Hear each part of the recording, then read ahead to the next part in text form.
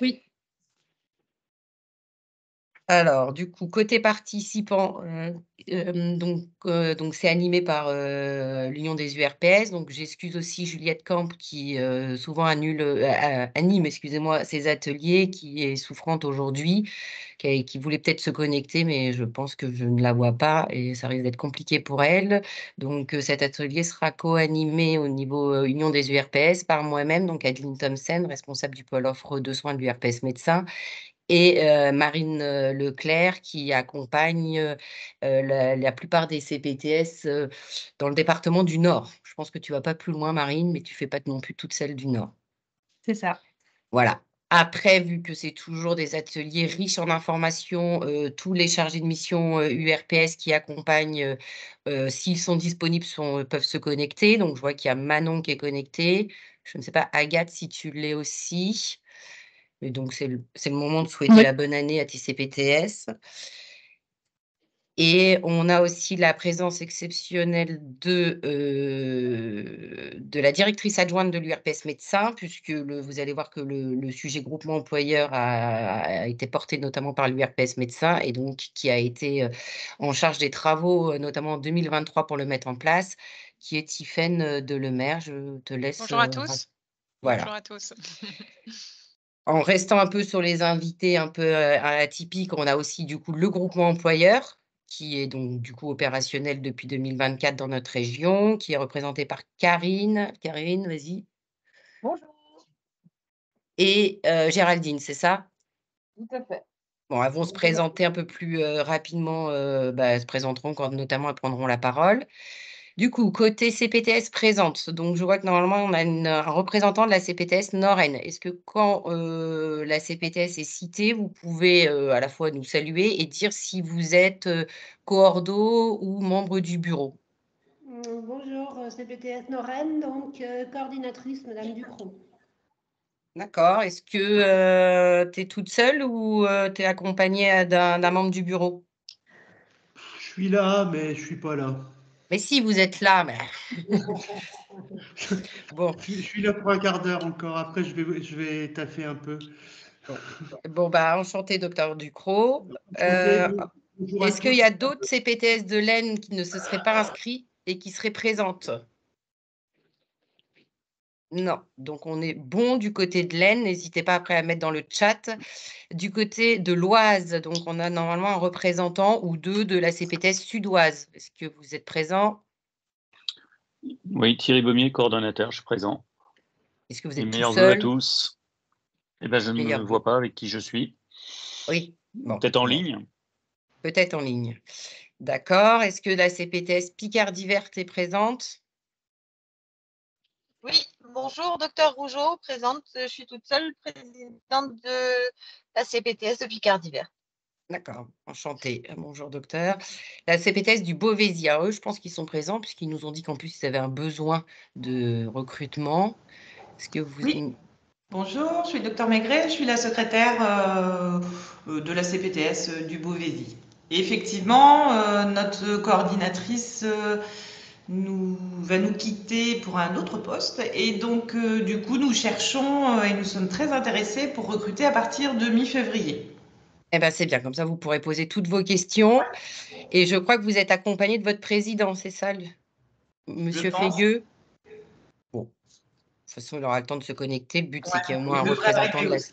la CPTS. Et après, j'ai vu qu'il y avait la CPTS de Compiègne. Bonjour, Isabelle Boucher, coordinatrice de la CPTS. Bonne année à tous. Je suis accompagnée aujourd'hui de Didier Ricci, notre secrétaire adjoint, qui est en charge du volet RH à la CPTS de Compiègne. Eh bien, super. Eh ben, enchantée. Et puis, comme ça, vous pourrez aussi venir compléter et alimenter notre présentation. Donc, est-ce que dans l'Oise, j'ai oublié une CPTS ou toutes les CPTS de l'Oise ont bien été citées? Ok, donc on va basculer dans le département du Pas-de-Calais, la CPTS Colline d'Artois.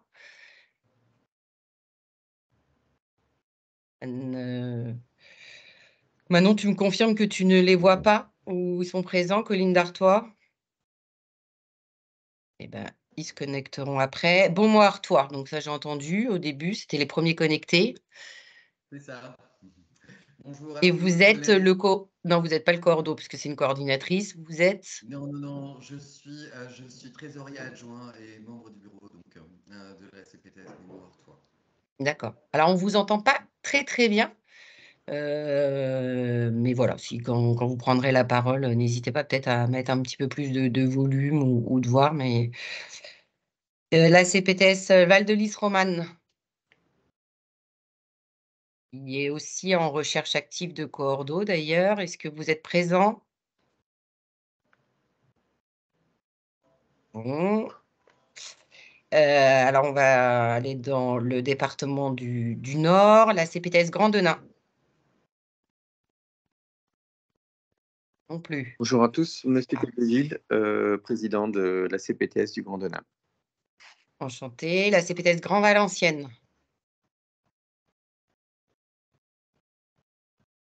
Vous n'êtes pas là. Je crois que c'est...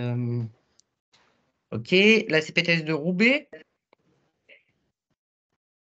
Bonjour, Laurence Ospina, infirmière libérale, présidente de la CPTS de Roubaix, accompagnée d'une administratrice de la CPTS, Gracienne de Mestre, sage-femme. Merci, enchantée. La CPTS Sud-Avesnois.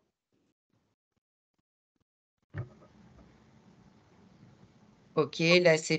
Allez-y. Allez-y, madame. J'ai vu que vous vouliez parler. Alors, je ne sais pas si c'est pour Sud-Avesnois ou si c'est pour Fives-Hellem-Mons. Mais n'hésitez pas à vous présenter si vous m'entendez et dire si vous m'entendez bien. Alors, enfin, bonjour, je suis Jean-Michel Foiret, je suis président de la CPTS Fives-Hellem-Mons et je vous souhaite une bonne année à tous. merci, bonne année aussi à vous. CPTS Littoral en Nord. Oui, bonjour, donc moi c'est Charlène Pagy, je suis la coordinatrice et je suis toute seule. OK, eh ben super. Il y a Manon du coup qui m'a prévenu que la CPTS Colline d'Artois vient d'arriver, donc enchantée si vous voulez faire un petit coucou, mais bon, on vous presse pas. Et aussi, on sait que dans le 59, on a oublié la CPTS Val de Sambre, parce que j'ai vu le docteur Coquet. Donc du Ça, coup, on est deux allez-y. du Val. Et il y a Gilbert qui vient de se brancher pour le Grand Denain, j'imagine. Et nous, c'est en effet la CPTS Val de Sambre. Et il y a notre responsable RH qui est aussi avec nous, Akima Alaoui. Du coup, Marine, on peut rajouter Val de Sambre dans le 59. Grand Denain, du coup, je vous salue, c'est ça, vous venez de vous connecter? Oui, bonjour. Bonjour, bonne année. Et du coup... Et on a aussi la CPTS des Web qui est présente, je pense, et Dr Cornebis de la CPTS Lille-Ouest qui vient d'arriver. Et voilà, qui va notamment aussi apporter un peu un témoignage sur ce sujet. Donc après, bon, vous, comme d'habitude, hein, vous allez dans le chat, vous posez vos questions, tout ça doit être assez ouvert. Le thème de cet atelier, c'est la gestion des salariés en CPTS. Donc du coup, sera abordé... Marine, tu passes voilà. On va voir un peu les besoins qui étaient ressortis, puisqu'on avait fait une enquête auprès de vous en 2022, donc un petit peu obsolète vu la date, mais on peut quand même on a quand même travaillé sur cette base-là, on va dire. On va voir quand il y a une embauche directe par la CPTS, un petit peu comment ça se passe, quand on peut recourir à un auto-entrepreneur également, et l'embauche du coup par le groupement employeur qui sera désormais possible à compter de 2024. Donc, sur les besoins des CPTS, on avait fait une enquête en 2022 à laquelle 55 CPTS avaient répondu. Non, non. 21 CPTS avaient répondu. À cette époque-là, toutes avaient dit qu'elles embauchaient directement via leur association. Bon, il n'y avait pas de groupement employeur et la partie auto-entrepreneur, c'est-à-dire retour à un prestataire, du coup, n'était pas représentée dans nos réponses, mais on sait qu'il y a des CPTS qui utilisent aussi cette modalité pour faire appel à justement à des emplois. Mais du coup, effectivement, on n'est pas sur le mode salarié. Donc, à l'époque, 67% des salariés des CPTS étaient des coordinateurs, mais on voyait qu'il y avait aussi d'autres profils. Il y avait 2 où c'était des assistantes, il y avait des comptables, il y avait une assistante médicale. Et depuis, on a fait aussi l'atelier parcours et on voit bien qu'aussi le poste référent parcours arrive aussi dans vos CPTS et donc, du coup, vient compléter un petit peu ce profil. Pour les CPTS qui n'avaient pas de salariés, les motifs évoqués étaient généralement soit que le recrutement était en cours, mais il y avait aussi des difficultés un peu dans les démarches d'embauche, à qui s'adresser, quelle est un peu la fiche de poste, quels sont un peu les salaires qui sont prévus. Il y avait des difficultés aussi pour trouver un peu le mouton à 5 pattes sur vos territoires, surtout que voilà, c'est pas des profils communs. Et du coup, il y avait une autre difficulté qui était aussi liée sur le manque de visibilité que les CPTS peuvent avoir sur les financements ACI. C'est vrai qu'on vous demande souvent de recruter dès l'écriture du projet de santé, mais du coup, vous ne savez pas très bien quand est-ce que vous allez signer. Donc, pour certains d'entre vous, ça pouvait être compliqué. Et puis après, une fois que vous avez signé, avec un financement par mission, notamment les premières années, dont on ne connaît pas très bien la date de déclenchement de la mission, on a du mal à se projeter du coup sur une enveloppe budgétaire et donc à trouver un peu, à s'engager sur des dépenses pérennes de salariés. Voilà un petit peu ce qui était ressorti. Sur vos besoins en termes d'accompagnement sur ce volet-là, justement, il y avait ces difficultés donc vous aviez mis, avant les besoins, sur les difficultés, donc les peu de candidats, c'était compliqué d'embaucher à un demi-temps plein, donc et qu'il fallait effectivement avoir des bons relais de diffusion et notamment, si possible aussi, avoir une espèce de pool de cohortes que vous pourriez avoir à disposition, notamment pour le démarrage de vos projets.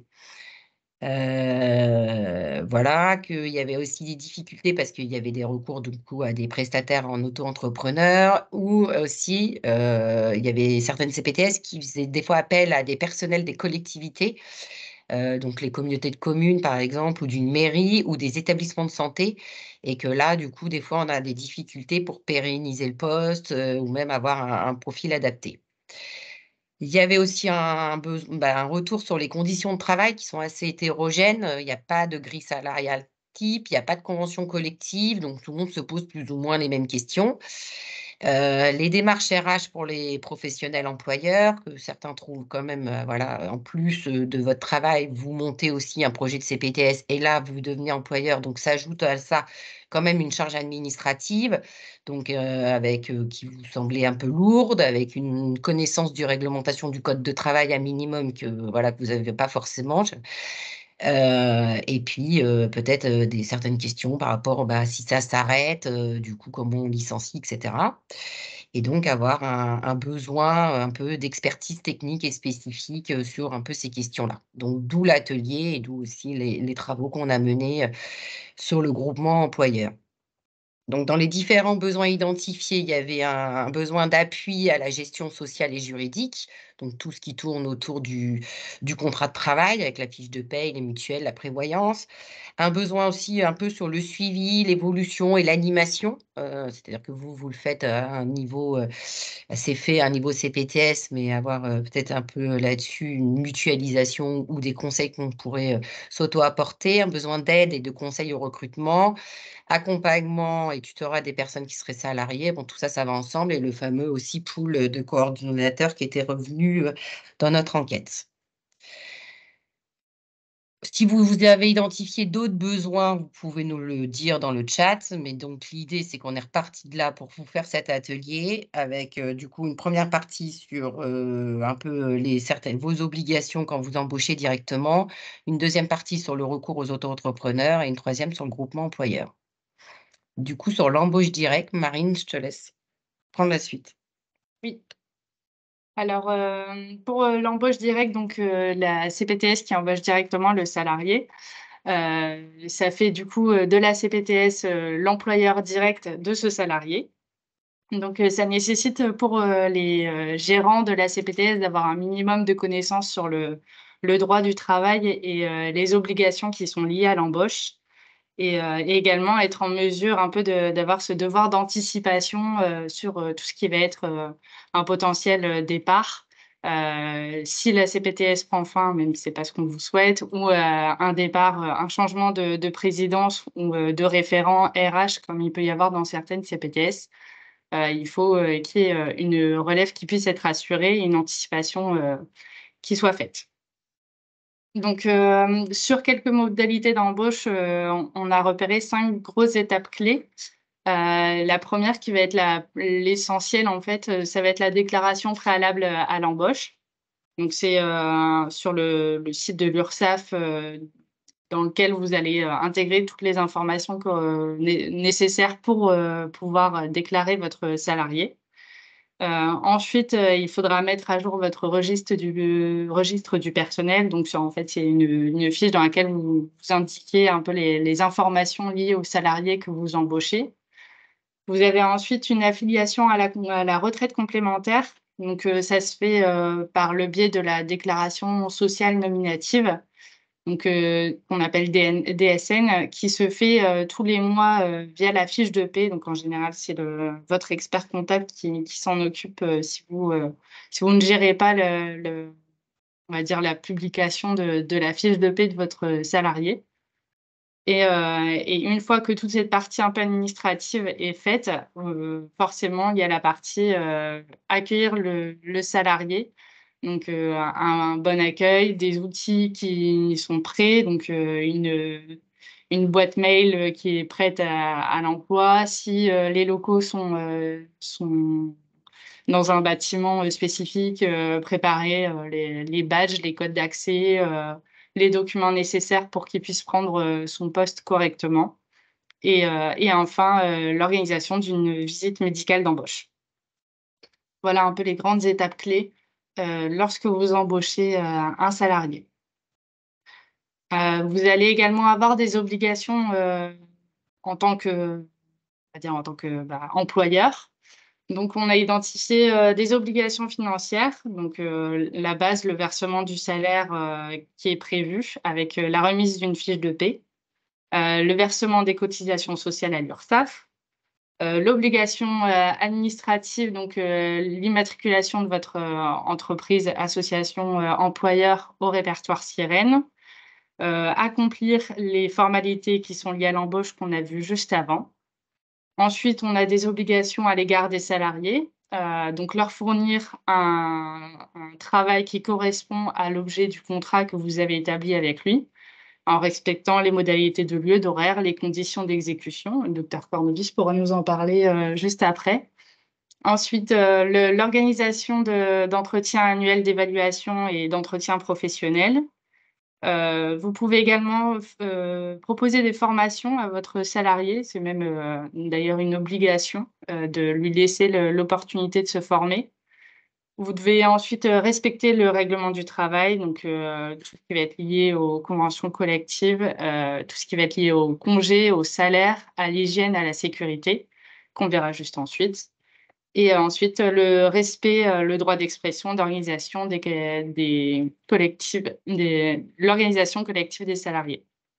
Et enfin, on l'oublie assez souvent, ça va être les obligations qui sont liées à la sécurité. Donc, il y a un document unique d'évaluation des risques professionnels qui doit être rédigé dans le cadre du travail de votre ou de vos salariés. Un document qui est pérenne, mais qui doit être actualisé également tous les ans. Vous avez une obligation d'organiser une visite d'information et de prévention, donc la visite médicale dont on parlait juste avant. Et enfin, l'obligation d'adhérer à un service de prévention de santé au travail. Voilà pour les obligations et les responsabilités des employeurs. On a une remarque dans cette slide avant de la CPTS du Beauvaisis sur les démarches relatives aux mutuelles et à la prévoyance. On n'a pas mentionné. Alors, ça fait partie des formalités liées à l'embauche et également le service de prévention de santé au travail. OK. C'est le DSN, qui va être complémentaire et mutuel. Tous ceux d'ailleurs qui ont l'habitude du recrutement ou qui ont déjà recruté, si vous voyez qu'il y a puisque là l'idée un peu c'est de partager un peu les expériences de chacun, si vous voyez qu'il y a des obligations, qu'il y a des choses qu'il faudrait préciser un peu plus, n'hésitez pas à nous le mettre dans le chat ou à intervenir directement. Oui, moi je voudrais apporter, mais peut-être qu'Akima pourra prendre la main, parce que c'était une de ses demandes en particulier. Quand il y a des postes qui sont mixtes, par exemple, nous on a des salariés qui sont mixtes en CISA et en CPTS, et les salariés demandent d'en avoir qu'une fiche de paye et qu'un employeur, parce que vis-à-vis des banques, vis-à-vis des obligations sociales, c'est plus facile pour elle, j'imagine. Akima, si vous êtes là, vous pouvez prendre la main et expliquer. Personnellement, en fait, quand je vais Parlez dans plus une fort banque- parce que moi, j'entends pas là. Alors, Rapprochez-vous de votre attendez. micro. On m'entend? On m'entend là? Parlez plus fort. Ça va. Ouais. Allez-y. Donc moi, personnellement, en fait, je travaille dans la CISA et la CPTS. Mais personnellement, donc, si je vais dans une banque pour faire un crédit ou je suis en réunion, désolée. Non. Et donc, quand je vais pour faire un crédit ou quoi que ce soit, c'est compliqué d'avoir des fiches de paie, pardon. Oui, le fait d'avoir 2 employeurs. Ouais.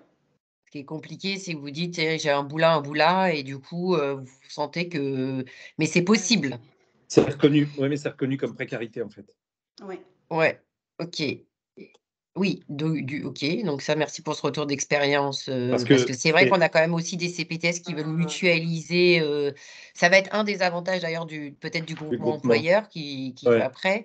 C'est vrai que là, souvent pour les petites CPTS, un demi-temps plein peut suffire, donc on cherche un peu avec la CPTS d'à côté pour mutualiser et donc du coup, s'il y a un embauche directe, ça fait du coup, 2 employeurs et bon, ce qui est faisable, mais ce qui a l'air aussi pas forcément, très, adéquate pour vous et donc Et ça, après, c'est une des solutions que pourra apporter le groupement employeur. On y reviendra. Evelyne, il faut qu'on fasse attention après enfin, nous, par exemple, je sais qu'un jour, on pourrait être rectifié sur des mises à disposition avec éventuellement un souci de TVA. Il faudra voir. D'accord. OK, merci. J'ai vu qu'il y avait quelqu'un qui avait levé la main. Oui, Isabelle. Vas-y. Oui. Alors, je me permets d'intervenir de façon un peu particulière parce que je reviens sur le sujet des accords bancaires. Dans une vie antérieure, j'ai fait beaucoup de crédits, beaucoup de crédits. Ça ne doit pas être un frein, hein. À partir du moment où on a 2 contrats à durée déterminée, quel que soit le nombre d'employeurs, il n'y a pas de notion de précarité. Les règles sont les mêmes pour tout le monde. C'est les règles d'endettement et de reste à vivre. Et le fait que la personne ait plusieurs CDI, si ce sont bien des CDI, ça ne doit absolument pas être un frein.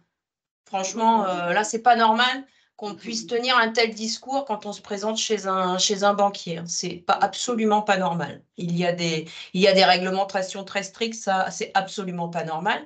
Et je m'interroge aussi sur le fait, alors le groupement employeur, bien sûr, pourrait le permettre, mais à l'heure actuelle, il y a 2 entités juridiques bien différentes. Il n'y a pas d'autre solution que d'établir 2 contrats de travail, 2 bulletins de salaire. Je suis pas juriste, mais Oui, il y a oui, un alors ça, c'est sûr suffisant. que Donc là, si 2 voilà, là, CPTS partagent, c'est 2 employeurs, on est d'accord.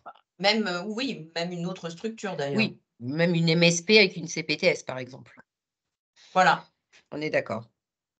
Du coup, après, on va passer. Il y a le monsieur Foiret qui précise sur cette sorte de convention collective. Du coup, ça fait une transition avec les questions qu'on s'est posées derrière. Parce que, Tout à fait.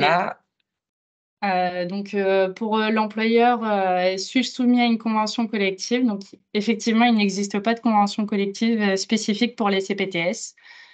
Donc, il est recommandé de s'appuyer sur celle de la convention des cabinets médicaux dans laquelle le poste de coordinateur est prévu. Ensuite, dois-je mettre en place un comité social et économique? En l'occurrence, sauf si vous avez plus de 11 salariés, ce n'est pas une obligation. Donc, c'est à vous de voir si vous souhaitez en mettre un en place ou pas. Et c'est à peu près la même règle pour le règlement intérieur qui est mis en place. Ici, c'est obligatoire à partir de 50 salariés minimum. Donc là, encore une fois, c'est vous qui décidez si vous souhaitez mettre en place un règlement intérieur pour les salariés de la CPTS. Est-ce que vous avez d'autres questions? Ça, c'est un peu les questions que nous, on avait eues. Quand vous êtes en tant qu'employeur direct, parce que en tout cas, c'est la plupart d'entre vous, ou ceux qui sont même employés, hein, n'hésitez pas à apporter un témoignage. Du coup, docteur Cornobis, peut-être avoir un petit retour d'expérience de votre part en tant qu'employeur, un peu comment vous avez vécu, et puis du coup, voilà, les erreurs peut-être à ne pas faire ou que vous pouvez conseiller à vos collègues. Donc nous, on avait eu l'expérience du Zénith de Lille avec notre coordonnatrice qu'on a recrutée grâce à l'excellence de son travail de coordination au Zénith. Et pour l'embauche, malheureusement, on a fait le choix du contrat pro. Je dis malheureusement parce que ça, c'est une galère. On a dépensé de l'argent pour ça. On a mis 1 an et demi pour récupérer parce que avec l'administration, vous n'avez plus de rapport humain. On n'a que des rapports par mail, jamais avec la même personne. Et quand ils acceptent de vous répondre, c'est très compliqué.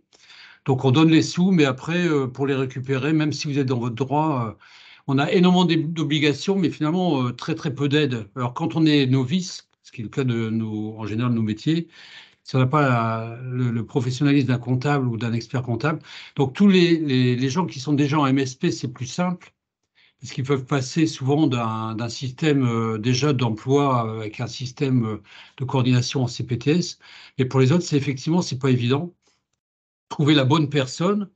Alors la bonne personne, c'est aussi compliqué parce on est très très mauvais employeur dans la mesure où on exige beaucoup de nos salariés en voulant pas les payer. En plus, hein, on a tous le réflexe de nous, en n'étant pas payés à 26,50 € la consultation en brut, on a envie de payer rien du tout. On trouve que nos salariés gagnent déjà beaucoup.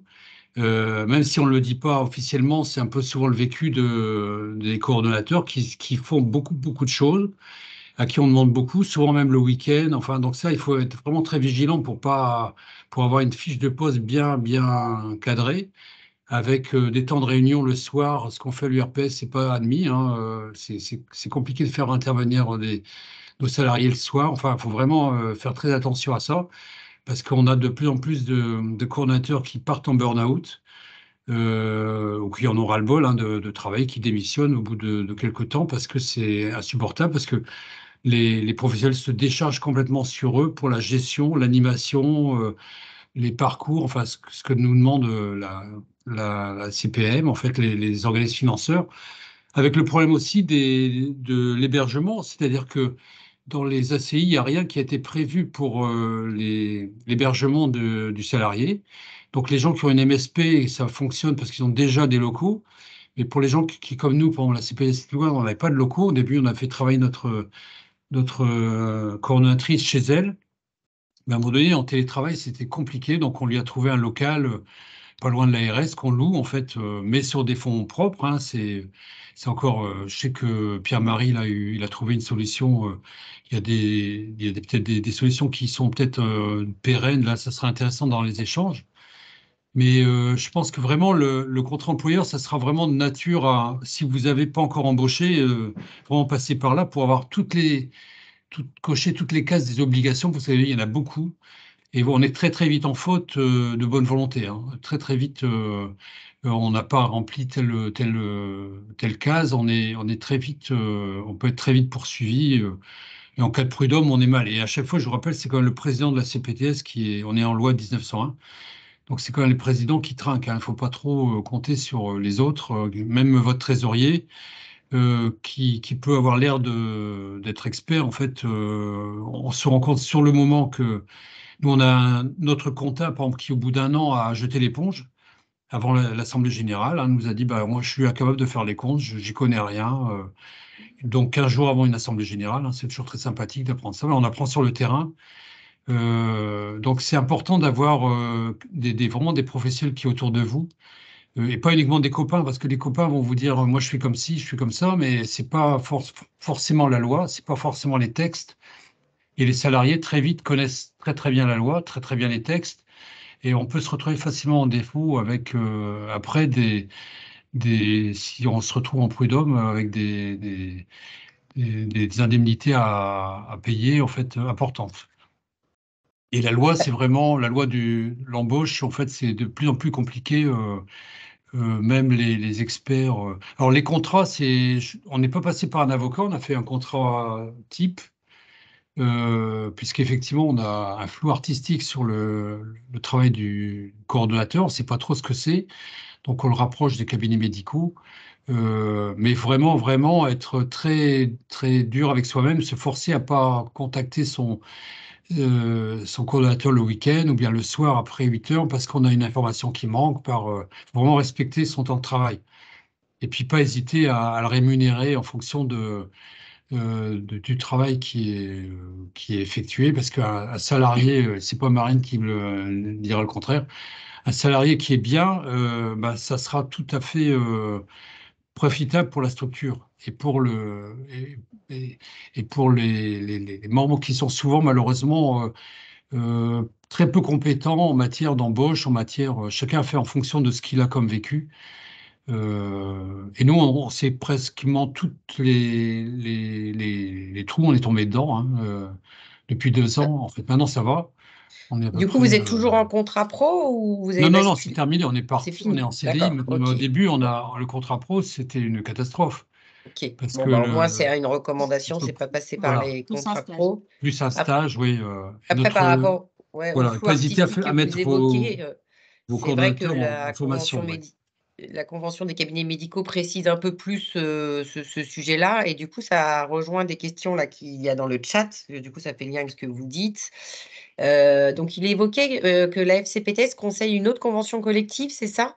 C'est vrai qu'on aurait pu aussi leur dire de venir. Je ne sais pas, Camille, si vous voulez vous exprimer, parce que moi, je ne connais pas LISFA, là, mais... Bonjour. Bonjour Camille. Oui, en fait, nous, on a appliqué la convention collective ELISFA et c'est la fédération qui nous avait conseillé lors du collège des coordinateurs d'appliquer celle-ci. Par contre, c'est vrai qu'elle est en cours de remaniement et du coup, c'est un petit peu complexe. Il faut revoir un petit peu du coup les points attribués. Je crois qu'il y a 7 points à prendre en compte. Donc voilà, du coup, comme là, je quitte mes fonctions prochainement, on ne s'est pas attelé à faire les modifications, mais en tout cas, c'est l'information qu'on a eue. Et ça veut dire quoi, ELISFA? Excusez-moi, il y a peut-être que moi qui ne comprends pas, mais C'est c'est la quoi? convention collective, je crois, que travailleur social, et il y a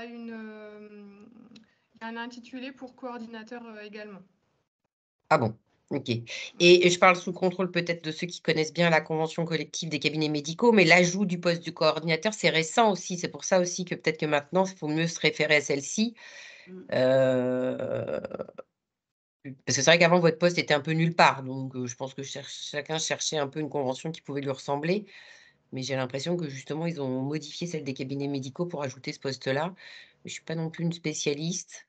Je sais pas si... Oui. Juste, j'en profite puisque Madame Dacosta dit qu'elle va partir. Un grand conseil aux dirigeants des CPTS, c'est de suivre les dossiers. Parce que quand on a quelqu'un qui s'en va, qui a tout en main, on est complètement paumé. Donc attention à la délégation de tâches. Il faut vraiment qu'on soit au courant et de la comptabilité. Même votre trésorier, faites attention, si vous êtes président, sur ce qu'il fait. Il y a un œil, surtout, ne déléguez pas. Totalement, en fait, il faut être capable, en cas de maladie, à moins d'avoir un plan B, c'est une deuxième coordonnatrice, mais ça me paraît très très important. Sinon, en plus de notre travail professionnel en fonction si on est médecin, infirmier, médecin, pharmacien, Pharmacien, enfin kiné, on a autre chose à faire. Et quand on se retrouve comme ça avec quelqu'un qui s'en va, des fois c'est du jour au lendemain, ou bien on peut être avec des factures pas honorées, enfin, des tas de problèmes. Si on n'a pas un minimum de suivi, on n'est pas bien. En tout cas, vous allez nous manquer, Madame Dacosta. Docteur Henbock. Je ne serai pas loin. Oui, oui, bonjour à tous. Donc, c'est juste pour faire un petit retour d'expérience. Nous, à Denain, on a eu énormément de chance. On a pris une coordinatrice via Pôle emploi. Alors, c'est vrai qu'on est médecin, chef d'entreprise, mais on est plus médecin que chef d'entreprise. Alors, donc, en ce qui concerne l'embauche, nous l'avions validé avec les 2 coprésidents et le conseil d'administration. Une fois que l'embauche a été validée, nous avons tout délégué au cabinet d'expertise comptable qui établit le contrat de travail, les DPE, la déclaration de préalable d'embauche, les déclarations de consultation médicale, les fiches de paie et tout le reste des obligations. Donc, on n'a absolument pas à nous encombrer avec tout ce travail. Moi, je pense qu'il vaudrait mieux se faire soutenir par un cabinet d'expertise comptable qui gère ce genre de choses. Bah, c'est très bien parce que ça fera un lien avec un peu ce qu'apporte un cabinet d'experts comptables et ce que pourrait apporter le GE, mais on est d'accord avec vous que, bah, d'ailleurs, je pense qu'il y a tout un volet RH qui est fait directement par votre cabinet d'experts comptables et qui vous permet d'éviter une certaine charge administrative, mais j'ai l'impression pas tout forcément. Pas tout. Monsieur Capdeville? Oui, juste pour prendre le relais de ce qu'a dit le docteur Mbok, hein, effectivement, lui, il a eu cette vigilance-là de pouvoir amener la gestion derrière. Et ce qui nous aide aussi derrière, c'est qu'on a dans l'équipe et dans la coprésidence des gens qui ont expérience aussi en gestion RH. Et ce qui fait que tout ce que vous avez dit là, nous, on avait déjà ces informations-là. Mais on constatait effectivement que dans beaucoup de CPTS, on s'improvise employeur. Et c'est pas une insulte de dire on s'improvise, parce qu'en fait, ça nous vient comme ça, du fait de l'organisation, de la mise en place de ce genre de structure, mais on n'a pas toute la connaissance du droit du travail. Et c'est vrai que pour les gens qui veulent prendre ces responsabilités-là, on pense connaître le droit du travail, mais il est extrêmement précis et je pense qu'il faut pouvoir le dire au CA, parce que ce n'est pas que la présidence, même si c'est eux qui ont la représentativité et la responsabilité, de connaître ce droit du travail parce qu'il est très poussé et il y a beaucoup de subtilités. Nous, par exemple, on a été confrontés au fait de dire est-ce qu'on fait revenir notre coordinatrice pour travailler de nuit? Et il y a beaucoup de gens qui ne pensaient pas que quand elle travaille de nuit, c'est aussi un tarif horaire particulier avec des charges qui sont amplifiées, donc une charge salariale qui est beaucoup plus grande et qu'il faut budgéter. Donc, c'est tout plein de choses où voilà, on n'a pas la connaissance et je pense que ce serait bien d'envisager quelques petits cours ou notions pour les gens qui veulent s'engager dans un CA d'une CPTS, à savoir qu'ils ont des salariés, ils ont des droits et des responsabilités. Bah, merci et c'est vrai en tout cas en ce qui nous concerne, on vous accompagne pas mal dans la construction de la CPTS et cetera. Mais c'est vrai que sur ce volet-là, je pense que vous êtes un peu accompagné par personne, et c'est vrai que, voilà, souvent les professionnels s'engagent sur un projet, mais sont loin d'imaginer qu'ils vont devoir, recruter et qu'il va falloir avoir tous ces aspects. À part peut-être déjà ceux qui étaient déjà en exercice coordonné où c'est peut-être plus facile parce que du coup, ils ont un précédent à travers la CISA. Mais je pense que la plupart nous sont loin d'avoir anticipé tout ça au moment où ils se sont lancés dans l'aventure. Donc c'est pour ça aussi qu'on fait cet atelier et on essaiera d'apporter, en tout cas des conseils aussi, régulièrement sur ce volet-là. Du coup, on peut continuer, sauf si vous avez d'autres remarques sur le passage embauche directe. Si, Cordo aussi, hein, vous pouvez vous exprimer en tant que salarié. Notamment, voilà, j'ai entendu qu'il y avait l'histoire du lieu de travail. Je trouve que c'est vrai que c'est important aussi de voir que quand on travaille dans des CPTS où chaque professionnel est dans son propre cabinet, c'est vrai que c'est compliqué d'avoir un lieu commun, pouvoir se retrouver et de ne pas être à 100%. Je pense que voilà, je me dis que une présence physique et des contacts avec l'équipe du bureau, à mon avis, est nécessaire. Donc c'est vrai que trouver ce local. Et voilà, ça, c'est important. Il y a une main qui s'est levée. C'est pas moi. Oui, allez-y. Docteur Mbok, vous refermez votre main, je pense. Du coup, en auto-entrepreneur, je continue, sauf s'il y en a qui veulent parler. Alors là, on a été assez court. Je ne sais pas si Madame Lhomme est connectée, parce que je crois qu'elle est aussi un peu entrepreneur. Elle aurait pu un peu compléter. Mais là, l'idée, voilà, on est sur un travailleur indépendant, donc on est quand même sur une dimension assez différente que le sujet du salariat dans les CPTS, donc on n'est pas sur une relation salariée. Ça veut dire que quelque part, voilà, ça travaille comme un indépendant, donc ça vous êtes bien un peu au courant pour tous ceux qui sont en exercice libéral. Il n'y a pas de lien hiérarchique entre l'auto-entrepreneur et vous. Il y a un contrat qui vous lie sur des missions et ce qui doit être rendu par rapport à une rémunération afférente à ces missions. Mais voilà, vous n'êtes pas du tout dans la même subordination et donc toutes les réglementations qui ont été vues précédemment liées à l'embauche ne s'appliquent pas. Et souvent, voilà, les auto-entrepreneurs, ils travaillent pour plusieurs clients. C'est un peu le but. Sinon, on est vite, à mon avis, requalifié en salariat si on travaille que pour une seule personne. Donc ça, il faut aussi se méfier pour éviter des risques de requalification, parce que l'URSSAF regarde un peu ces choses-là. Et donc voilà, faut pas qu'ils aient toujours les mêmes horaires, toujours les mêmes contraintes, etc. Sinon, vous allez en fait quelque part agir comme un employeur, sauf que sans y respecter les règles. Donc ça, on peut avoir aussi des contrôles là-dessus. Voilà pour l'auto-entrepreneur. Je ne sais pas si certains veulent apporter un témoignage. Je ne sais pas si Séverine t'es connectée, si vous voulez compléter. Ok, alors du coup, maintenant, on va passer sur ce que le groupement employeur, qu'est-ce que c'est et qu'est-ce que ça peut vous apporter en tant que CPTS. Karine, vas-y. Sauf si tu veux que je commence. Comme tu veux. Donc, rebonjour à tous. Donc, on va se présenter un peu plus en détail. Donc, moi, je suis Karine Retière.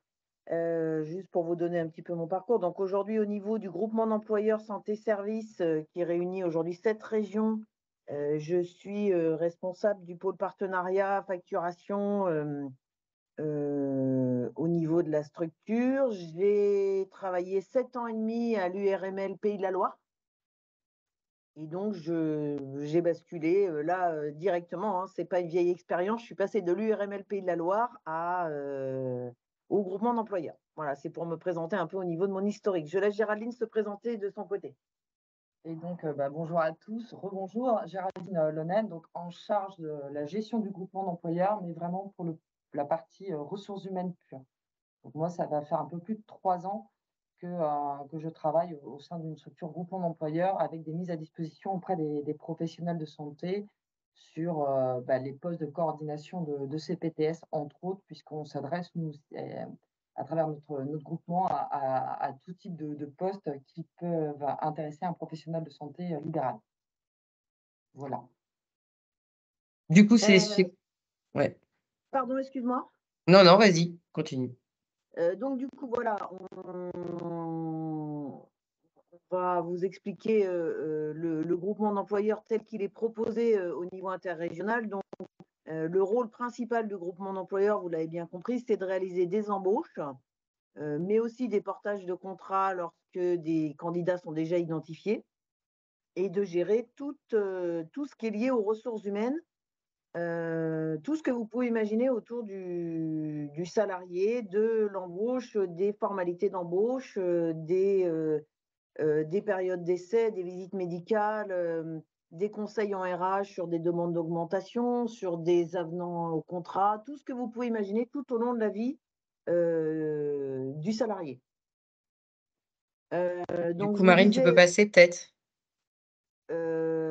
Voilà, donc le choix a été fait dès le départ de le faire sous une forme association en 1901.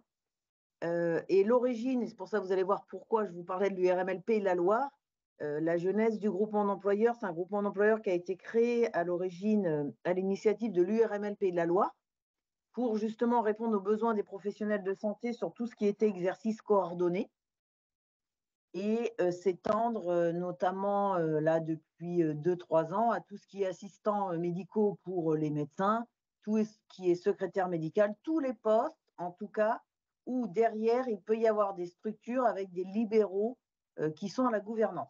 Voilà, pour faire simple, c'est un peu ça. C'est vraiment au service des professionnels de santé libéraux. Donc, les Pays de la Loire ayant créé ce projet, on a échangé avec nos homologues des autres unions et il s'est avéré que d'autres régions étaient intéressées, dont les Hauts-de-France.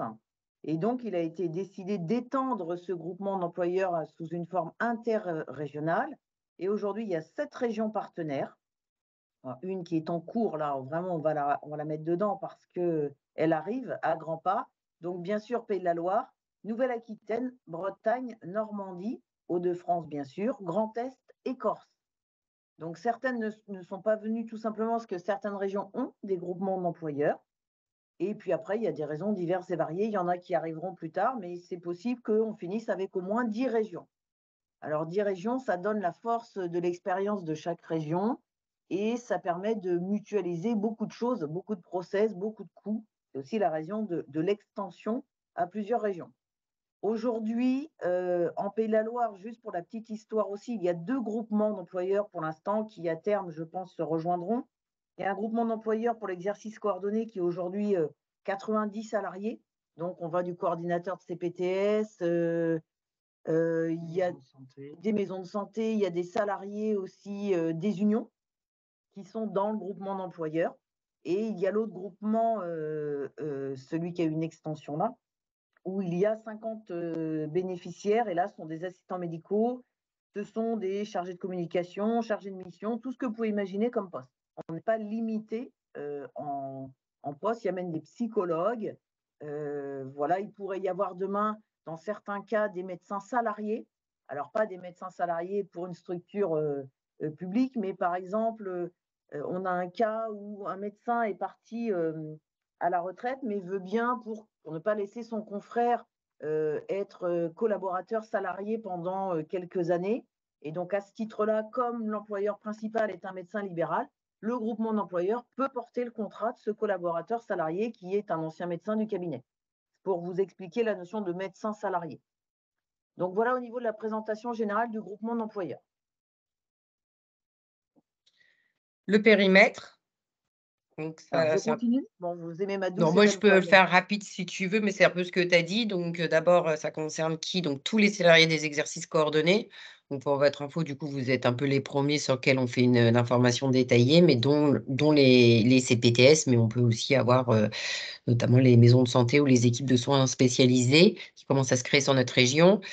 Tous les salariés des professionnels de santé libéraux, hein, donc peu importe, on a juste, on ne peut pas avoir des salariés du côté des pharmaciens, car vu qu'on est une association de 1901, mais ça, voilà, il y a des modalités relatives à la TVA qui fait qu'on ne peut pas être pris par le groupement employeur. Si vous avez des questions plus précises, on vous apportera plus de détails.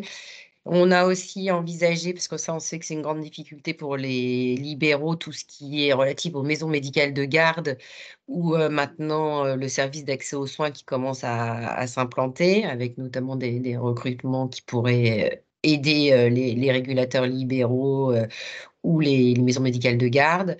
Et après, voilà, plus pour besoin. Et c'est ce que disait du coup Karine, c'est vraiment un service pour favoriser l'attractivité de l'activité libérale. Donc, la porte d'entrée du groupement, c'est vraiment être en activité libérale, mais que vous soyez médecin, infirmier ou autre, peu importe.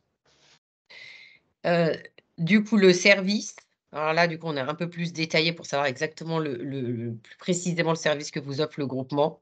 Là, Karine, du coup, je pense que tu peux reprendre. Alors, donc c'est un service à la carte, effectivement, comme c'est indiqué. Alors, à la carte, ça veut dire quoi? Ça veut dire que c'est en fonction du besoin de la structure qui nous sollicite, notamment là, vous, des CPTS. Donc, soit la structure nous sollicite en disant « Je n'ai pas de candidat, est-ce que vous pouvez vous occuper du recrutement et ensuite vous ferez le portage du contrat ?» Donc, quand on dit une recherche de candidat, c'est-à-dire qu'on identifie le besoin, on établit la fiche de poste, en collaboration avec la CPTS, évidemment. On publie l'offre, on présélectionne des candidats, on fait des entretiens préalables sur des candidats qu'on a déjà sélectionnés, puis on donne son avis sur 3-4 candidats à peu près, profils. Et après, il y a des entretiens qui se font avec la CPTS pour le choix final du candidat. Donc, c'est vraiment un service complet de recrutement. Vous n'avez rien à faire, si ce n'est qu'à prouver les candidats ou le choisir à la fin. Mais en tout cas, tout le process est pris en charge par le groupement d'employeurs. Et sinon, le portage, imaginons que vous ayez identifié une personne et que vous voulez que ce soit elle, il n'y a pas de problème. Du coup, la prestation est divisée en deux. Il y a une prestation recrutement et portage ou une prestation que portage. Donc, portage, c'est faire toutes les formalités d'embauche du contrat de travail aux déclarations.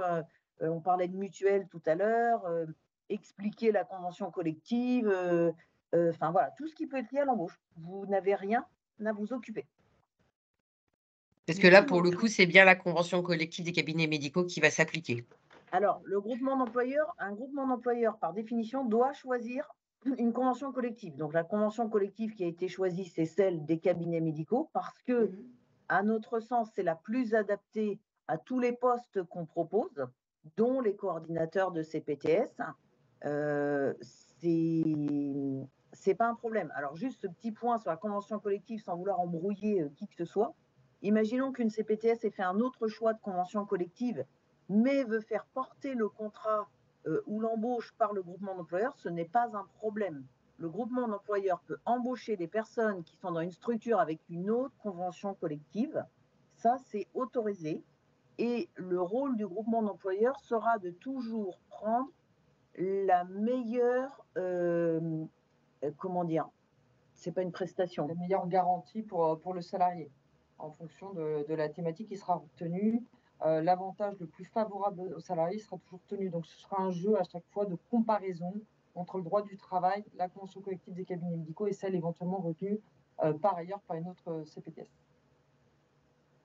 Voilà, Ok, donc si la convention choisie par la CPTS est plus avantageuse que celle des cabinets médicaux, vous appliquez celle qui était choisie préalablement. Oui, oui. Parfait. Et souvent, elle n'est pas Dans l'avantage toujours du pas salarié. une convention qui est plus avantageuse qu'une autre sur tous les points. Voilà. D'accord. Donc, il y a une comparaison. OK. Ensuite, il y a par rapport à toute la vie contractuelle du salarié. Voilà, donc tout ce que vous pouvez imaginer, hein, les fiches de paie, la mutuelle, la prévoyance, la médecine du travail, l'évolution du contrat, la formation, l'entretien annuel en soutien, en support avec la CPTS, la gestion de fin de contrat, la gestion des conflits éventuels. Tout ça, ça fait partie du service proposé par le groupement d'employeurs. Bien sûr, tout au long du partenariat que l'on a avec vous, on est là pour vous apporter des conseils en management, pour vous aider aussi dans la formation au niveau des salariés, que ce soit l'inscription, que ce soit le choix d'une formation, la recherche d'une formation, tout ça, ça fait partie du service proposé par le groupement d'employeurs. Et donc, au niveau de la structure, donc, on a choisi de se structurer de la manière suivante. Donc là, nous, on a un pôle chacune. Hein. Moi, c'est vraiment partenariat, comptabilité et services demain qui seront proposés. Géraldine est vraiment sur la partie RH pure. On a aujourd'hui 3 personnes qui ont été embauchées, donc qui sont dédiées sur certaines régions. Il y a donc un assistant RH dédié aux Hauts-de-France et un assistant facturation dédié aux Hauts-de-France. Donc, vous avez des interlocuteurs privilégiés qui connaissent votre région. Et il y a le principe de mutualisation qui est peut-être aussi important parce que ça revient à la question du début. Si par exemple, une CPTS veut embaucher à 0,5 et veut partager avec une autre CPTS à côté, notamment on peut avoir le cas dans l'Oise de petites CPTS. Là, dans ces cas-là, le groupement, c'est comme si il n'y a qu'un seul employeur et du coup, c'est un temps plein pour le groupement, c'est ça? Il y a qu'un. Travail et un bulletin de salaire. Pour répondre aux Voilà. échanges que j'ai pu voir dans la conversation, c'est même une des définitions propres du groupement d'employeurs. Il peut mutualiser sur plusieurs employeurs. Voilà. Sans aucun problème. Et pour le salarié, c'est transparent puisqu'il n'y a qu'un contrat de travail et il n'y a qu'un bulletin de salaire. Les mises à disposition qui lient le groupement d'employeurs aux membres bénéficiaires, c'est-à-dire à une CPTS ou à une CISA ou ce que vous pouvez imaginer, ça, ce sont des documents individuels, mais pour le salarié, c'est transparent. OK. Parfait. Du coup, on va mettre la diapo d'après qui montre un peu tout ce que vous faites par rapport à toutes les obligations qui avaient été listées précédemment quand vous êtes employeur direct. Il a été mis en face, du coup, celles qui sont, du coup, réalisées par le groupement employeur à la place de la CPTS si on fait appel au groupement employeur. Du coup, je vous laisse regarder ça et en attendant, je vois qu'il y a une main qui est levée. Donc, du coup, si vous voulez poser votre question, allez-y. C'est pas vraiment une question en fait. Nous, dans le cadre en fait de la CISA, on a déjà un groupement d'employeurs.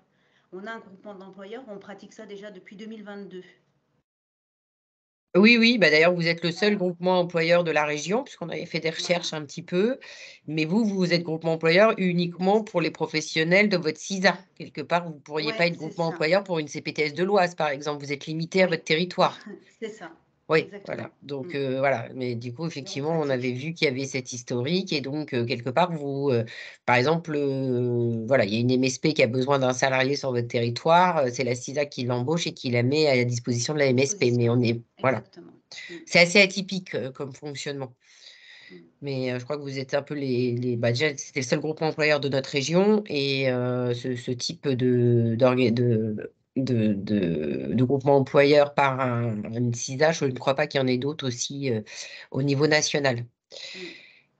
Oui, il y a une Compiègne. Oui, Isabelle. Isabelle, vas-y. Je me pose la question sur lorsqu'il y a plusieurs employeurs, quid de la notion d'hiérarchie et de règlement intérieur? Enfin, s'il n'y a qu'un seul contrat de travail, j'imagine qu'il peut y avoir plusieurs fiches de poste, mais comment ça se passe au niveau du lien hiérarchique?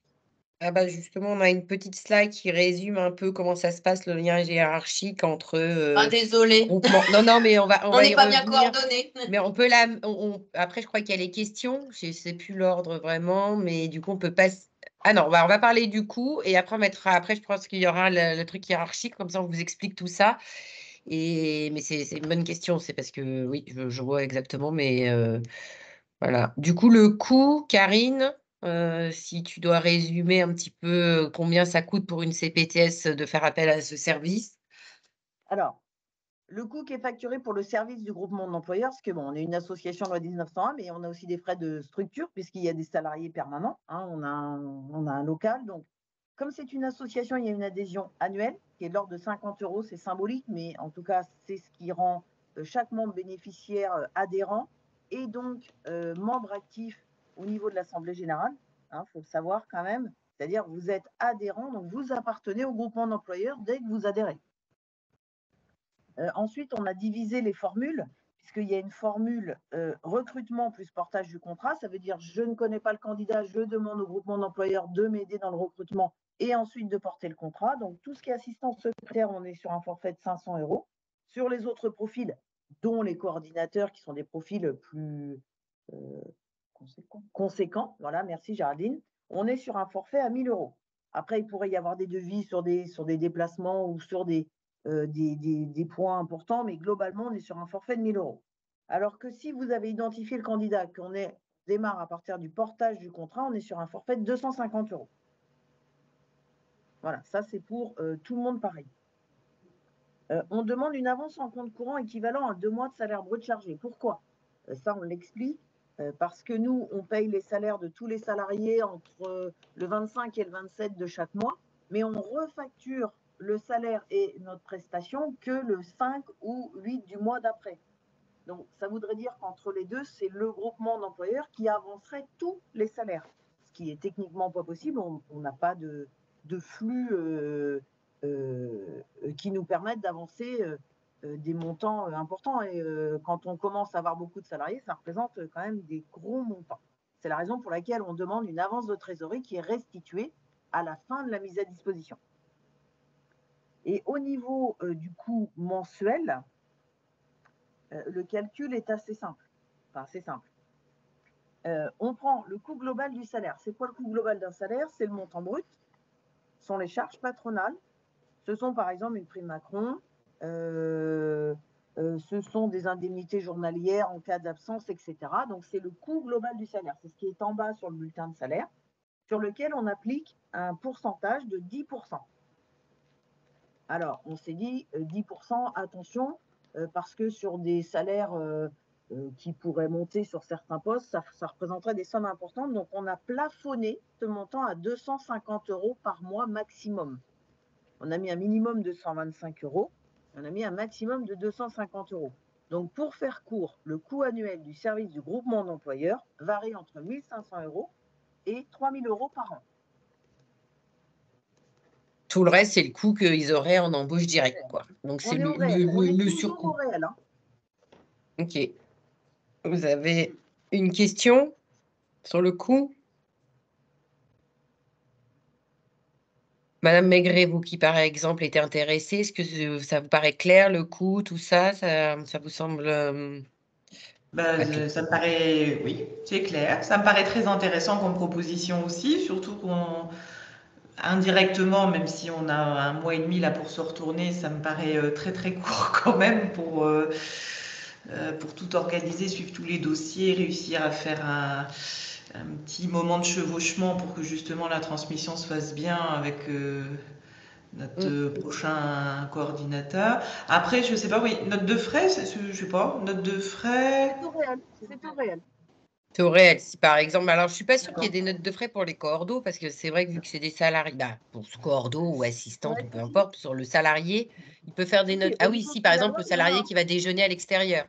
Non, mais les frais de déplacement. Frais de déplacement? Oui, c'est ça. Oui, il prend le train. Ouais, Un ok. salarié qui, par exemple, va acheter pour la Oui, si je CPTS vois un bien là maintenant. vidéoprojecteur, je ne sais pourquoi, parce que ce jour-là, donc il fait une note de frais. Et nous, on refacture aux membres bénéficiaires au réel. Si la note de frais, elle est de 201,58 €, on refacture 201,58 €. Et là, il n'y a pas de pourcentage sur les notes de frais. C'est au réel. Oui, donc Et vraiment après, le de toute surcoût façon, lié sur au le... service. Oui, excusez-moi. Le surcoût lié au service que vous rendez, le reste, c'est toutes les dépenses qu'on aurait déjà eues, c'est entre 1 500 et 3 000 € par an. Par an, voilà. Indépendamment du petit truc d'entrée, là, à 250 €. OK. Oui, allez-y, docteur Maigret, excusez-moi. Je disais sur le type d'embauche après, que ce soit CDI, CDD, choses comme ça n'intervient pas en fait. C'est nous qui décidons entre guillemets ou Oui, alors c'est vous qui allez décider effectivement si vous voulez, par exemple, un mi-temps, un temps plein, un CDD, un CDI. Nous, on va être là plutôt en termes de proposition.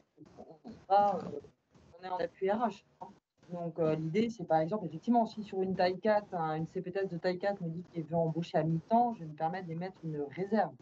Mais effectivement, sur une taille 1, ça pourrait me paraître cohérent. On va identifier ensemble effectivement la fiche de poste, les missions qui vont être confiées. Et les CDD, on est tout à fait à même. Après, on va aussi vous interroger sur la raison du recours au CDD. Si c'est pour remplacer votre coordinatrice en l'occurrence, qui est en congé maternité et qui effectivement va s'absenter et que c'est pour le remplacer, ça me paraît tout à fait cohérent. Si vous me dites que vous recrutez un CDD qui va faire office de période d'essai, là, je vais mettre une réserve, puisqu'en fait, quand on va recruter un cordeau en statut cadre, par exemple, en CDI, la période d'essai, elle est de 4 mois renouvelable une fois, pas les mois en période d'essai. Et un CDD, il y a toujours un coût supplémentaire lié à l'indemnité de précarité qui représente quand même 10% de la totalité des salaires versés. C'est quand même pas anodin. Le CDD, pareil, va avoir une période d'essai extrêmement courte. Un CDD de plus de 6 mois, c'est 1 mois max. Et y passer le mois pour rompre un CDD, sauf faute, c'est pas possible, c'est autorisé. Donc voilà, donc nous on est plus là, justement, on peut tout faire, nous on fait tout, mais dès lors qu'on a quand même eu un temps d'échange ensemble pour bien identifier la pertinence de tel ou tel profil et type de contrat à souscrire. Voilà. Et Madame Maigret, pour vous rassurer, là, il y a déjà 2 CPTS de la région qui en font appel et c'est vrai que pour le coup, il n'y a pas eu encore de communication à tous les professionnels libéraux. Là, il y aura un webinaire d'information qui est prévu à la fin du mois. Du coup, vous êtes les premiers à être informés et l'équipe est déjà en place. Non, mais c'est bien. Du coup, voilà. Moi, en tout cas, Ah, j'ai vécu en ça direct. tombe, Il y a une bonne réactivité et je pense qu'après, ça risque de se gâter comme si jamais il y a beaucoup de demandes.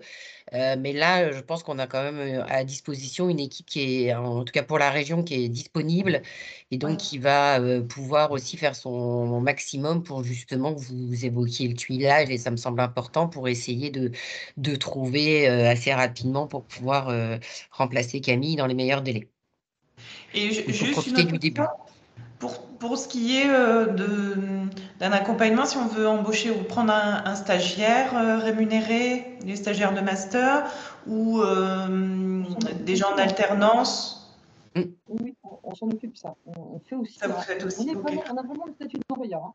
Recruter des profils stagiaires ou faire des contrats en alternance, il n'y a aucun problème. Ce contrat en alternance, on en a déjà nous, ce qui nous permet effectivement de faire des démarches auprès de co, d'avoir la subvention qui va bien et de vous la rétrocéder. Par contre, c'est nous qui allons la toucher en tant qu'employeur, mais on va vous la rétrocéder dans le cadre de la facturation. D'accord, super. Ok, du coup, le petit schéma peut-être pour répondre à la question d'Isabelle. Voilà. Et bien, Alors, identifier justement la relation tripartite qui va tous nous lier en fait. Donc peut-être que vous pouvez expliquer qui dépend de qui, d'un point de vue hiérarchique, comment ça se passe, les liens entre justement ces 3 acteurs principaux. Alors, le groupement d'employeurs, c'est vraiment l'employeur. Donc, on va dire que c'est l'employeur dit administratif, puisqu'on est obligé de faire toutes les démarches administratives qu'on a pu évoquer précédemment. Donc, on emploie, on le rémunère, on assure le suivi du salarié. On a un contrat de travail. Donc, voilà, le document qui nous lie avec le salarié, c'est le contrat de travail. Donc, un contrat de travail qui mentionne toutes les clauses de fonctionnement dans le cadre d'une mise à disposition, puisque le groupement d'employeurs contractualise le contrat de travail avec le salarié et ensuite le met à disposition auprès de l'adhérent en établissant une convention de mise à disposition. Et c'est ce document-là qui va nous lier avec la structure, en l'occurrence ici avec le CPTS. Au niveau des règlements intérieurs, etc., nous, au sein du groupement d'employeurs, on a un règlement intérieur qui est fait, qui est connu, en tout cas adressé aux salariés, et qui, au moment de la signature de la convention de mise à disposition, est également envoyé à la CPTS. On envoie également tous les éléments qui vont permettre de retranscrire l'activité salariale sur le registre du personnel. Au niveau du document unique, pareil, c'est des documents que nous, c'est sous forme d'un tableau Excel, mais ça permet d'identifier les risques. Alors, effectivement, à la structure de mettre en place, peut-être de personnaliser ces supports-là, mais on a tous ces supports au sein du groupement. Après, par exemple, typiquement, donc à ce moment-là, par la convention de mise à disposition, donc la structure adhérente, donc la CPTS devient employeur dit fonctionnel. Donc l'employeur dit fonctionnel, donc la CPTS va être en charge des missions qu'elle va confier et de la charge de travail et des heures qui vont être réalisées. En cas d'interrogation, nous, on est là en support. Il faut vraiment nous voir comme un service RH qui n'est pas exactement dans vos locaux, mais qui est un vrai support, un vrai soutien. Donc, s'il y a une demande de congé, le salarié va d'abord faire sa demande auprès de cette structure. C'est comme si c'était dans une grosse boîte, son manager N+1, donc il va faire sa demande. Est-ce que je peux m'absenter du 1er au 15 juillet dans le cadre d'une demande de congé? La structure va dire oui ou non. Oui, parce qu'il n'y a pas de problème en termes de réunion, d'impératif, d'attendu, ou non, parce que justement, il y a une réunion ou quelque chose qui l'en empêche, parce que les structures, l'employeur reste maître de la bonne organisation de son service.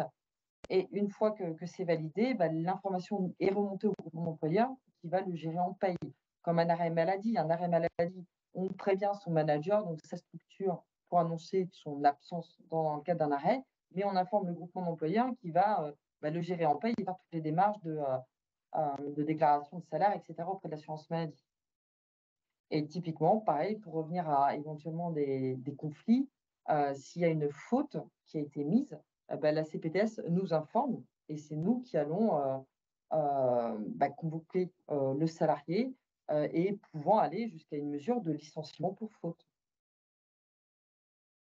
Donc, il faut vraiment vous voir dans le cadre de cette relation tripartite comme le manager de proximité de votre salarié, mais avec un service RH qui est en appui, en accompagnement et qui va réaliser les démarches dès lors qu'elles se justifient, évidemment. Voilà.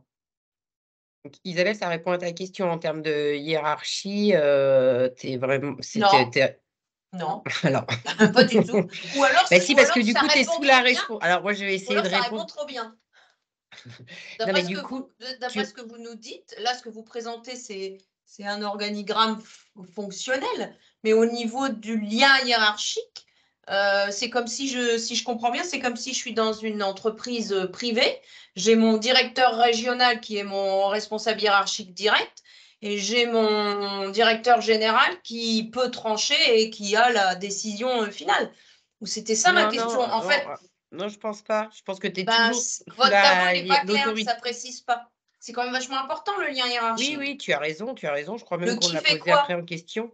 Mais pour moi, tu es en lien. Je vais essayer de répondre et puis le géo corrigera, mais tu es en lien hiérarchique avec la CPTS, mais qui fait appel à un service RH.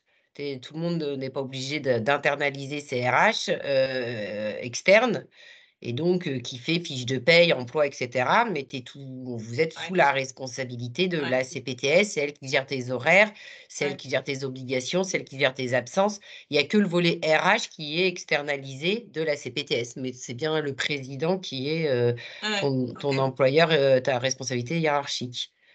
Karine, c'est comme ça, toi qui as l'habitude en plus des CPTS, parce que tu en as pas mal déjà en Pays de Loire, cette question de la hiérarchie, elle revient souvent.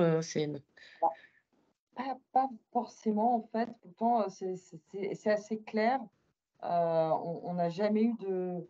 Quand il y a un problème justement d'interrogation par rapport à effectivement un fait, souvent on nous le remonte et non, c'est pourtant assez clair. Il faut vraiment nous voir comme un service et ressources humaines. Oui, Et la comme une CPTS, externalisation du service RH de la CPTS. Bon, ça tombe bien, on peut dire que là, à part quelques CPTS qui ont de la chance d'avoir des compétences RH dans leur bureau, souvent c'est assez rare. Et donc, du coup, voilà. Mais je pense que ça ne change rien, du coup, au lien hiérarchique entre le salarié et la structure. D'autant plus que la CPTS reste bien justement là pour identifier, pour donner les missions. C'est la CPTS qui va confier les missions, qui va s'assurer justement de la charge de travail et de son service en fait. Donc,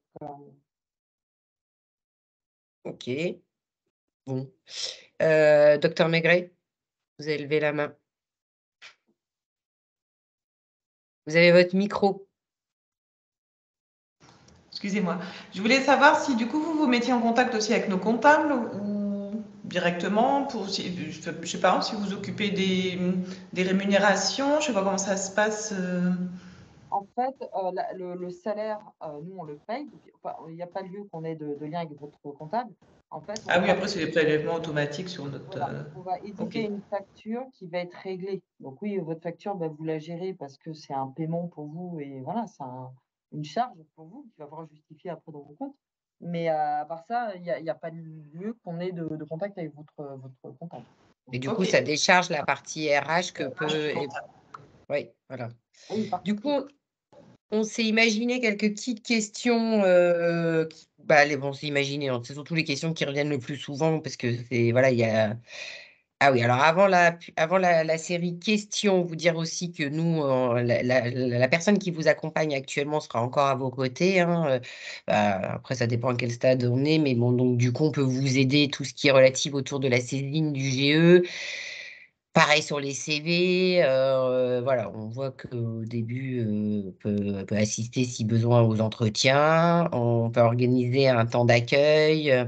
On va aussi mettre en place des demi-journées annuelles entre les coordos là, pour pouvoir échanger. Et voilà, on est encore à vos côtés sur ce volet-là si besoin. Du coup, on peut passer. Alors, sur les questions, voilà, donc c'est par exemple, je suis une CPTS de taille 2, je veux recourir à un coordinateur, mais à temps plein. Et du coup, quel serait un peu pour moi le coût global du service? Est-ce que Karine, tu peux répondre? Ah, tu as le micro, Géraldine. On a la main en même temps. Juste une petite précision, c'est que le coût du service du GE n'a pas de lien avec la taille de la CPTS ni au temps de coordination. C'est un coût qui reprend, comme on l'a expliqué précédemment, le salaire brut auquel on rajoute donc les charges patronales. Donc là, on est vraiment sur un coût réel qui est refacturé et sur lequel on applique le forfait de gestion qui est compris, comme on l'a évoqué également, entre 125 et 250 € par mois. Et donc, on est vraiment là pour conseiller les CPTS aussi en amont sur le temps de travail, comme évoqué également, en fonction de la taille et des missions qui vont être identifiées dans le cadre de la fiche de poste qu'on va rédiger ensemble. Et on va faire des préconisations sur des fourchettes de rémunération. Alors d'ailleurs, il y a un sujet sur les fourchettes de rémunération qui a été posé dans le chat, donc on y reviendra. Donc en tout cas, voilà, que vous soyez de taille 1, de taille 2, à temps plein, à temps partiel, à 20%, à 80%, le coût est le même, au moins ça a le mérite de la simplicité, et parce que le service rendu quelque part est le même. Il est un peu en plus proportionnel au salaire, hein, puisque si on a une fourchette de 125 à 250 €, si vous avez un mi-temps sur une CPTS, évidemment, vous êtes sur un coût global de salaire moindre. Voilà. Donc, évidemment, le forfait mensuel est moindre. Oui, c'est ça, effectivement. Après, vous pouvez avoir des questions sur j'ai déjà un cordeau, tout se passe bien, mais j'aimerais justement élargir un peu l'équipe parce que j'ai du mal à m'en sortir et prendre une assistante. Est-ce que du coup, je peux être employeur direct avec ma cordeau, mais passer par le service du GE uniquement pour l'assistante? Oui, il n'y a aucune obligation de mettre tous ses salariés.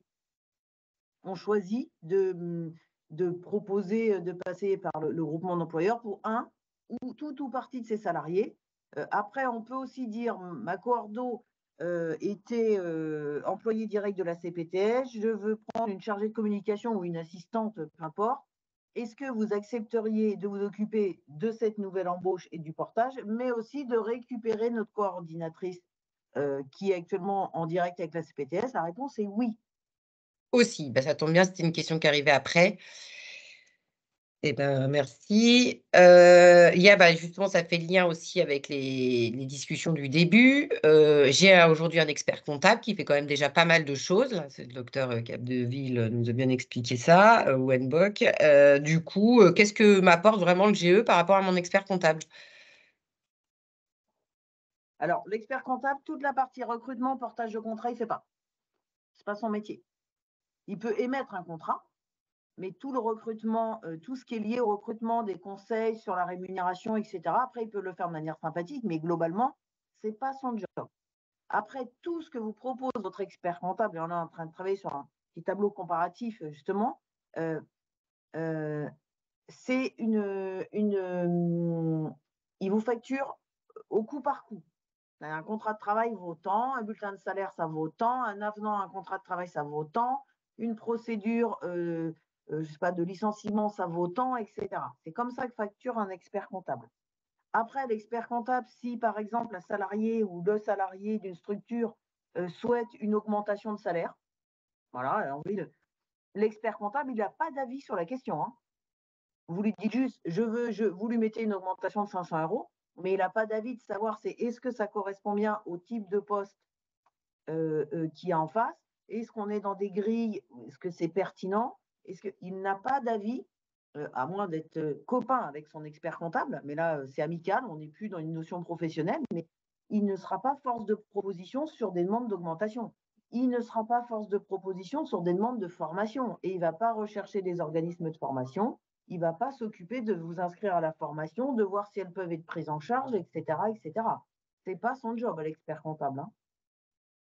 Lui, il va faire des formalités administratives, un contrat de travail, un avenant, un bulletin de salaire. Je ne suis même pas sûre qu'il fasse des comparatifs en cas de décision sur des mutuelles ou des choses comme ça. Il n'a pas un rôle forcément de conseil. Alors parfois, si, parce qu'il développe un peu cette partie-là, mais ce n'est pas le même métier, hein, vraiment. Pas le même métier et surtout, du coup, ce que j'entends, une facturation un peu à la carte et Oui, pas un et peu par exemple, sur forfaitaire. tout ce qui est entretien d'évaluation, les périodes d'essai, rencontrer le candidat à la fin de sa période d'essai pour voir si tout va bien, s'il y a des choses à mettre en place, etc. L'expert comptable, il ne fait pas. L'entretien annuel que vous devez faire auprès de vos collaborateurs, il n'a pas d'avis sur la question. L'expert comptable, il ne va pas aller vérifier que vous avez fait votre entretien annuel, qui est une obligation employeur. C'est-à-dire, c'est ce que vous garantit le groupement d'employeurs, c'est que vous serez toujours, entre guillemets, dans les clous au niveau des obligations d'un employeur. Merci. Du coup, docteur Rougeau, vous avez une question? Oui, j'avais une petite question, parce que donc nous, on est pareil au niveau on cherche à recruter un coordinateur. J'avais une proposition d'une coordinatrice où pour l'instant, justement, je dois la recevoir vendredi pour faire un premier contact. Mais du coup, si on passe par le groupement employeur, là, est-ce qu'il est possible encore de se dire, je passe quand même par le groupement employeur et je transmets cette candidature et que les choses se fassent avec la candidature qui était là? Tout à fait. D'ailleurs, c'est des sollicitations qu'on a aujourd'hui, puisque comme justement, on vient d'être présenté, enfin en tout cas, le service groupement d'employeurs vient d'être présenté sur les régions partenaires. Et effectivement, il y a déjà des process recrutement qui sont déjà engagés. Et moi, ce qu'on vous propose de faire, alors si vous n'avez qu'une seule candidate et puis que vous la retenez, on est sur un forfait de portage de contrat, donc, comme on l'a évoqué, à 250 €. On établit donc toutes les démarches administratives via l'embauche. Et on a aussi des structures qui avaient déjà publié une annonce et 4-5 CV identifiés Et ce qu'on s'est proposé de faire, c'est de récupérer les CV, de passer un coup de fil à chacun des candidats pour se présenter déjà, et puis aussi émettre un avis, ou en tout cas avoir notre retour en ce cas de process de recrutement. Voilà, d'être un petit peu entre les deux aujourd'hui. Donc, il y a tout à fait la possibilité de porter le contrat de travail de votre futur cordeau si elle est identifiée. Mais si vous faites enfin, comment dire, quand même l'entretien, entre guillemets, préalable à l'embauche, est-ce que on part quand même sur le forfait de 250 € ou on part sur le forfait vous recherchez aussi d'autres personnes?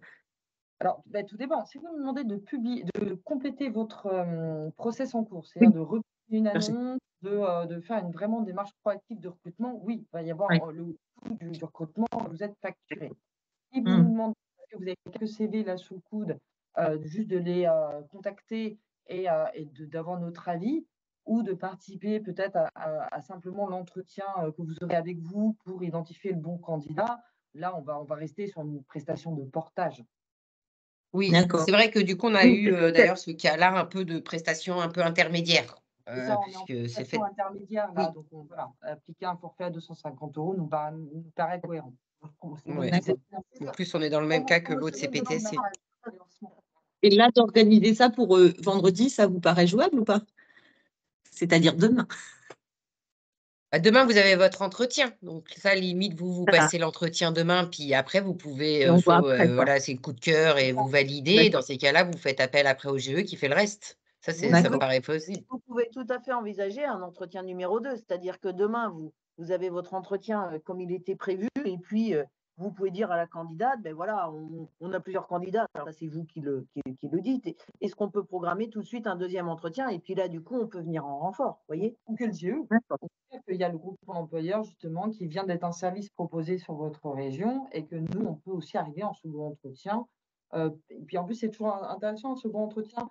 Ça va nous permettre de voir comment elle a perçu déjà l'entretien qui a pu se passer avec vous demain, quel est son ressenti sur les missions proposées, venir clarifier peut-être des petits points de salaire, de disponibilité, d'environnement de travail, est-ce que votre poste il est au télétravail, etc. Donc nous, on va venir peut-être qualifier d'autres points et avoir son ressenti. Donc ça nous permettrait aussi par exemple, mardi, mercredi prochain, de proposer un second entretien, donc soit en votre présence, soit que nous, on peut prendre le relais. C'est ça qu'on veut dire. D'accord.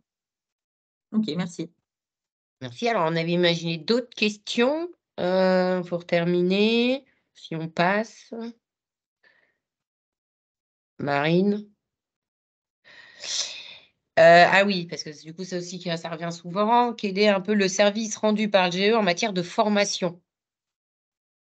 Ça veut dire quoi exactement, formation? Qu'est-ce qu'il faut faire? Qu'est-ce que vous faites en plus? L'idée en termes de formation, c'est déjà d'aller identifier cela avec le salarié et puis surtout la structure adhérente, hein, identifier effectivement les missions qui sont confiées, qui nécessitent de faire monter en compétence son salarié. Et en fonction de ça, nous, on va rechercher un organisme de formation qui paraît le plus adapté au niveau du programme proposé aux demandes de compétences visées. Et puis, on va, nous, faire les démarches, parce que nous sommes employeurs, donc c'est au groupement d'employeurs de faire les démarches auprès des OPCO. Donc, on va faire les démarches d'inscription à la formation et les démarches liées au financement de la formation. Donc, par rapport au devis qui va nous être proposé, on peut faire une première démarche de financement et dire exactement la structure, parce qu'il y a des points ou des coûts pédagogiques qui vont être pris en charge, et il peut y avoir un restant à charge aussi à la structure adhérente. Donc, voilà, on s'occupe de tout ça et de revenir vers les salariés et puis la structure adhérente pour vous dire éventuellement le restant à charge qui serait refacturé au réel pour le coup. Merci. Du coup, là, on a 2 questions complémentaires. On en a un où on commence avec vous, puis en fait, on s'habitue, tout va bien et on voudrait reprendre à notre compte le salarié. Donc, est-ce que c'est possible? Et l'autre, du coup, à l'inverse, on a un salarié qu'on a embauché directement et que éventuellement on pourrait passer sous embauche GE. Est-ce que ça aussi, c'est possible? Oui, alors la dernière question, on l'a évoqué tout à l'heure. Donc Oui. par une convention de transfert, il n'y a pas de problème. On établit un nouveau contrat de travail. Bien sûr, on récupère l'ancienneté, etc. Il n'y a pas de souci, hein, pas de problème là-dessus. Et est-ce qu'on peut reprendre un salarié au bout de, je sais pas, 3-4 ans? Oui, Alors, les statuts prévoient un préavis de 6 mois maximum, sauf accord amiable entre les parties. C'est-à-dire que le groupement d'employeurs peut discuter avec le membre bénéficiaire et on peut revoir ce préavis. C'est juste que ça nous permet, nous, de sécuriser le groupement d'employeurs, mais ce n'est pas 6 mois fixes, impératifs, non négociables. C'est comme ça qu'il faut l'entendre. Et là, donc, seront restitués l'avance de trésorerie dont on vous a parlé tout à l'heure, là, les 2 mois d'avance de salaire, ça sera restitué à ce moment-là. Mais il n'y a aucun problème. Parfait, c'est flexible. Et enfin, les dernières questions. Et voilà. Comment on peut sortir du GE? Bah, Bah, c'est un pareil. peu du coup ce que tu viens de dire. OK. Voilà, exactement. Effectivement, je suis d'accord. Après, je suis moi cordeau. Est-ce que quelque part, j'ai des avantages à être recrutée par le GE par rapport à être en embauche directe? Ben, Est-ce que on j'ai parce sait que qu'on pourrait craindre, voilà, c'est vrai que ça peut être un peu inquiétant pour les cordeaux, moi, je pense que pour partager avec des cordeaux de CPTS, hein, puisqu'en Pays de la Loire, il y en a aussi beaucoup, c'est un poste où parfois on peut se sentir isolé, on peut se sentir un peu loin de tout, mais comme parfois aussi une secrétaire médicale dans un cabinet, etc., ce sont des postes un peu dans des structures qui ne sont pas énormes. Et du coup, savoir qu'on peut aller trouver du conseil RH à tout moment, avoir des informations, avoir des conseils sur ce qu'on peut faire, ne peut pas faire, est-ce qu'il n'y a pas demain, je voudrais changer, est-ce qu'il peut y avoir d'autres postes ouverts dans une autre région? En plus, maintenant, il y aura 7 régions. Alors, je vais un peu plus loin, hein, je veux dire, quelqu'un qui suit son époux de Lille à Bordeaux, je dis n'importe quoi, et qui se dit bah, j'adore Cordeau de CPTS, mais je dois suivre mon mari.